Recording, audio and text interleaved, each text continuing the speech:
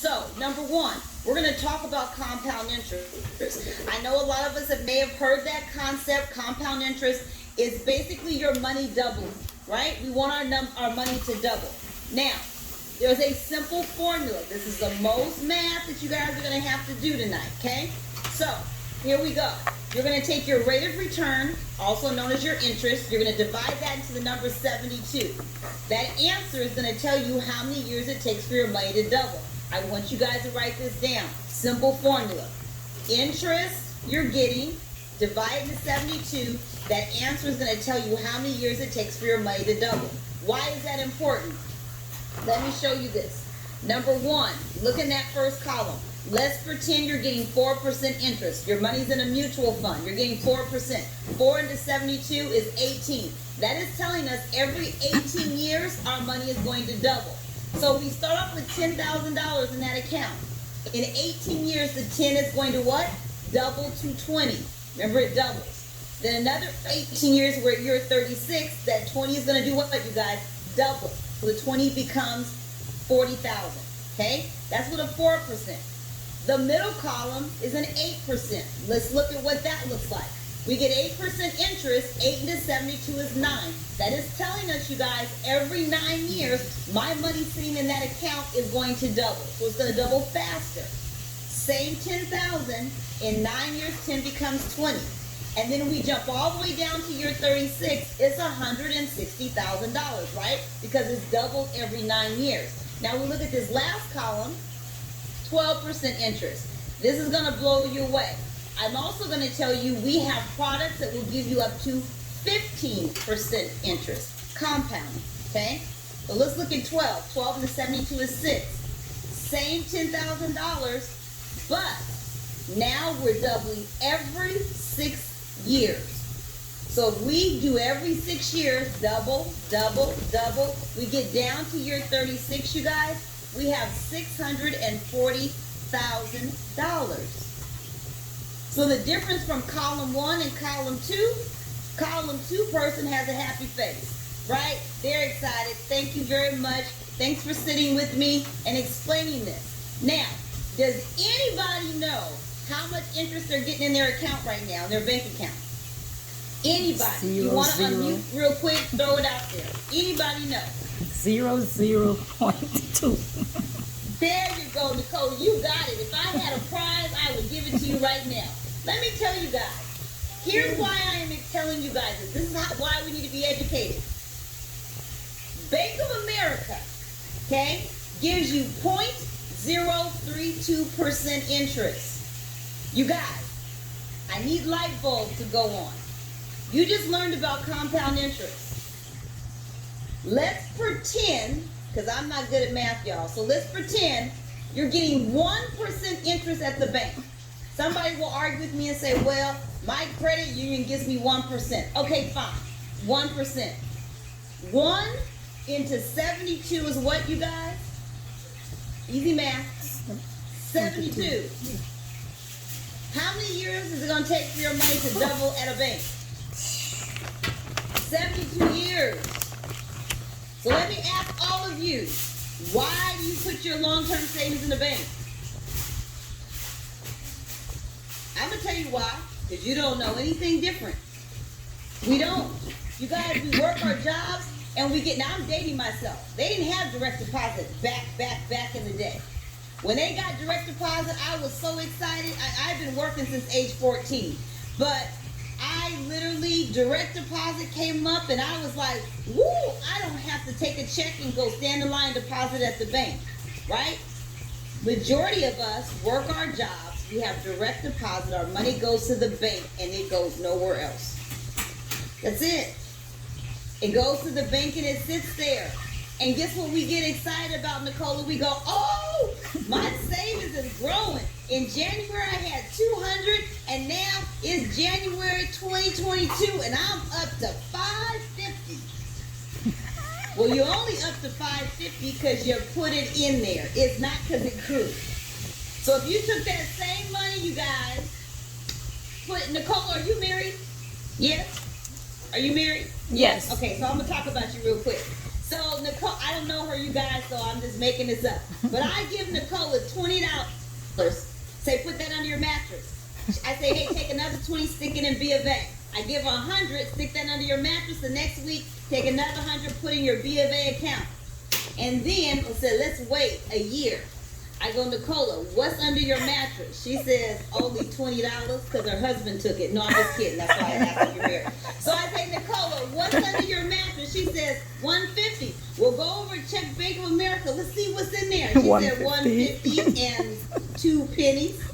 Right? My point is, I'm not saying put your money under your mattress, you guys. But I know people that do that. You can have cash at home. That's fine. But it never what goes. I'm saying is, the point is, the growth isn't there. Yeah. Right? So you can go bury it or whatever. So let me tell you guys, banks were never set up for long-term savings. We don't know that. Nobody teaches us that. Banks are for transactions. That's it. So online banking, right? We do some, wiring of money, whatever. Emergency fund, great for a bank, fine. Little extra spending cash, great. That's it. The banks take your money, you guys. Guess what they do? They invest it and they get 12 and 15%. They give you nothing. Yet they give you 0.032, and then they give you a credit card at 23% interest. We got to get smarter, you guys. We can't do that. That is not the place for us to put our long-term savings. Okay? So I could drop the mic there, but I got 2 more for you, so we're not going to drop the mic. But I got to keep educating you guys. Here's how your money gets taxed. 3 areas. This is it. I don't care where your money is, what's going on. This is it, you guys. Tax now, tax later, tax advantage. Right? Our tax now. Here's examples. Checking, savings, CDs. Right? These accounts, all this means, you guys, is that if you get any interest on these accounts or mutual funds, you're going to pay taxes now. Right? Some of you are familiar with that. You get your little statement at the end of the year. Then you got to send that into your tax person. You're being taxed on growth now. Okay? Tax later. Now, some of you, I know we're educators on here, may have, your 403B set aside or your annuities, pensions, things like that. Now, in education, so I had a 403B. Okay? So the thing is about these accounts, I don't want you to think I'm saying that these accounts are bad. But I need you to understand there's other options. When I started working in education, the first thing they talked to me about, 403B. Got to do your retirement, right? Now, we have CalSTRS, CalPERS, right? Those things are set up. Those are our pensions. We can't control those. Those are in place, right? But we can do 403B. Maybe somebody on this call, you guys have a 401k, 457, whatever it is. You get the point. You have your, the retirement funds. So what happens with these funds is you're paying taxes later, right? So we're not paying taxes right now, but when we go to access this money. So a couple of questions. One, do you think taxes are going to be the same they are today, or when you pull this money out, 20, whatever, 30 years from now? Taxes are going to go up, right? So now we're paying more taxes, right? Because taxes, unless anybody can tell me something different and say, oh, no, you guys have a crystal ball and you can tell me taxes are going to start going down. That's going to be amazing. But now we're paying higher taxes, right? So when you pull it out, you're going to be paying more in taxes. Number 2, these accounts, you guys, are not guaranteed money. What do I mean by not guaranteed? The market is going to control what our money does. So if I put it to you guys this way, again, I'm going to stress this again. I am not saying that these accounts are bad and do not have them. You want to diversify your money, but I just want you to be educated on these. But if I was to tell somebody, hey, you know what?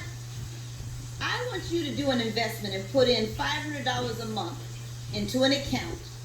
You can access this money in about 30 years, but I have no idea the amount of money that's going to be in there. How many people would go, oh my God, I want to take a chance at that? Not a lot of people, right? Now, if your money is diversified, you may say, hey, I'm going to go ahead and go with that. That's what I'm going to do. The problem, though, is, you guys, majority of people have retirement accounts, and the rest of their money is where? In the bank. That's it. So if the bank is not getting you any interest, there's no growth there, so forget the bank. And then my money is sitting in an account that I'm crossing my fingers at retirement is going to be enough for me. What do you really have? You're banking on that. A lot of people, the problem is they bank on their retirement accounts. And you can't. And majority of people, you guys, if you look at statistics, when they're ready to retire, there is not enough in their retirement accounts to retire. Retire comfortably, meaning that they don't have to go back to work or they don't have to downsize, right? My 403B, gonna share a story about myself, being transparent. In 2008, those of you that are old enough on this call, I didn't say old enough, mature enough on this call, who remember 2008, the market dropped big time. I had a 403B. My 403B, I lost 38%. 38%, you guys, in one day. I still have the paperwork. I kept it. Not that I need to remind myself, because I'll never forget that. I was crushed. The only thing, you guys, I wasn't ready to retire. So for me, I had time to do what? Have my money build back up. But you guys know that 38% I lost in one day. It took 10 years and 11 months to build that money back up. 10 years and 11 months. All that money that I put in, and you guys, reality check hit me big time. Reality check. Like, oh my gosh. 2 people were retiring at my college. One guy retired, the other one continued to work. The other guy, the only reason why he retired is because his wife was still working. So they still had income coming in. The other guy, he had the big party for him at the college, but he came back to work that following week. He couldn't retire because he lost that percentage of his money. The problem is we never know when that's going to happen. So don't put all your eggs in one basket when we're looking at these types of accounts.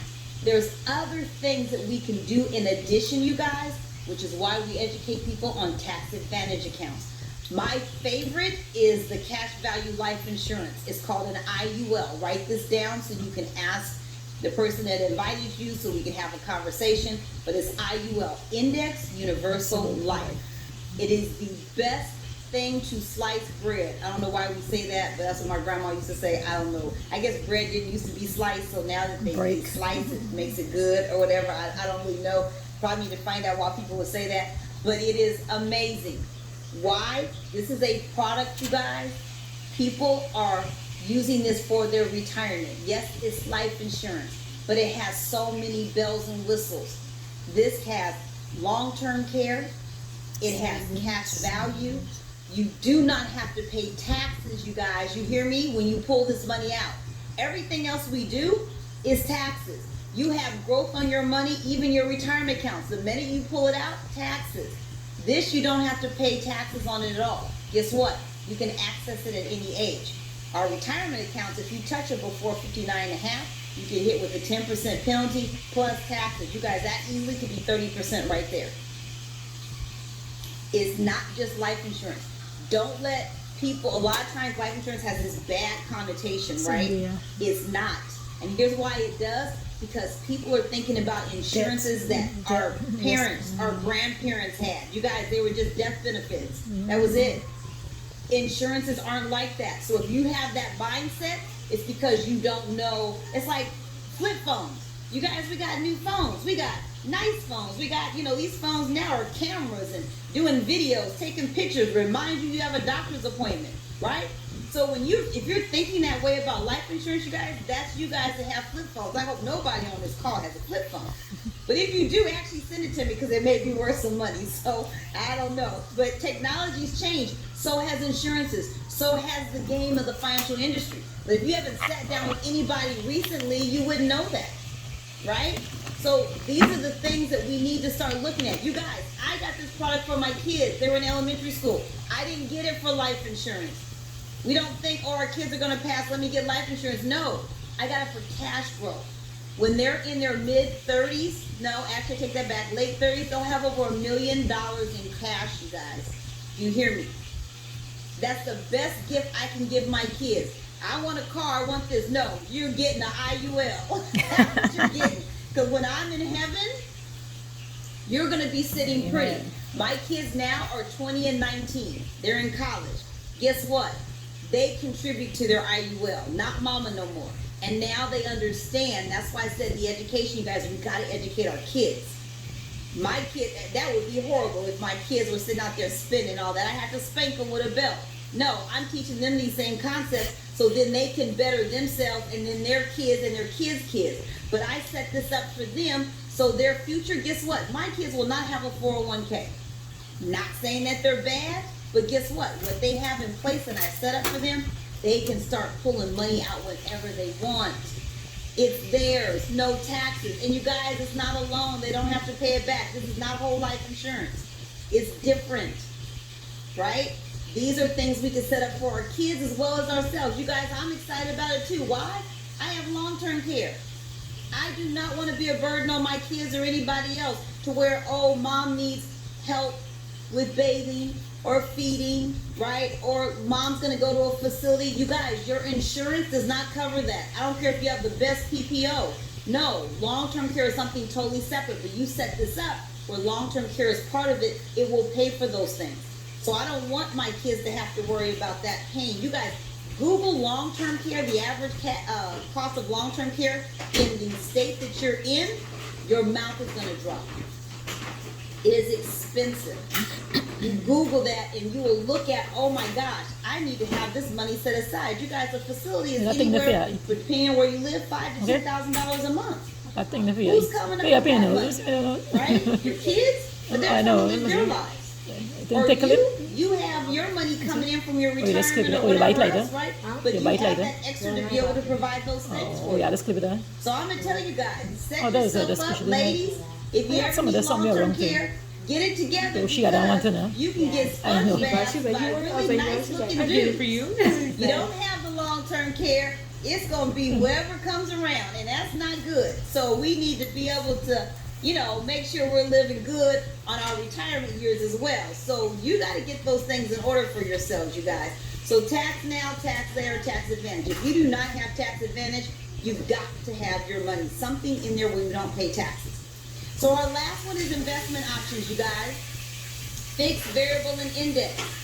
Fixed, variable, and index.